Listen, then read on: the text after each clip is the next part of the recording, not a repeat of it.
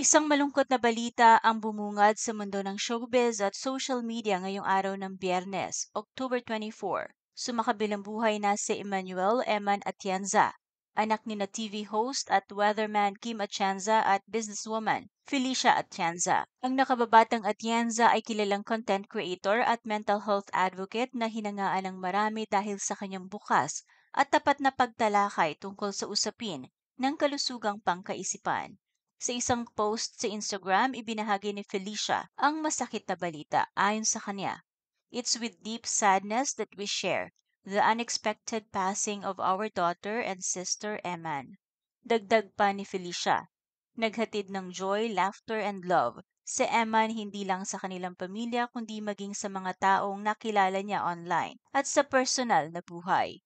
Binigyang diin din ni Felicia kung gaano ka-espesyal ang kanyang anak sa pagpaparamdam sa mga tao na sila ay seen and heard. Bukas umano si Eman sa pagbabahagi ng kanyang sariling karanasan sa mental health at sa pamamagitan nito, maraming kabataan ang kanyang natulungan upang makaramdam ng pag-asa at pag-unawa. Ayon mismo sa kanyang pahayag, to honor Eman's memory, we hope you carry forward the qualities she lived by: compassion, courage, and a little extra kindness in your everyday life. Bago pa man ang malungkot na balitang ito, kilala si Eman sa mga social media platforms bilang isang creative at inspiring voice para sa mga kabataang dumaraan sa mga emotional at mental health challenges.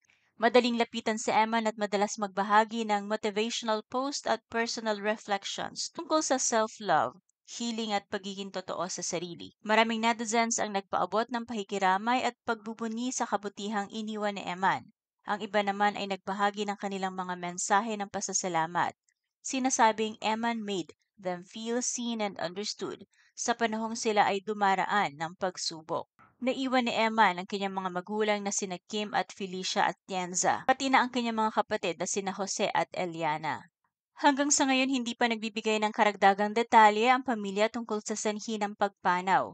Ngunit nanawagan sila ng privacy habang dinaraanan nila ang panahon ng pagdadalamhati.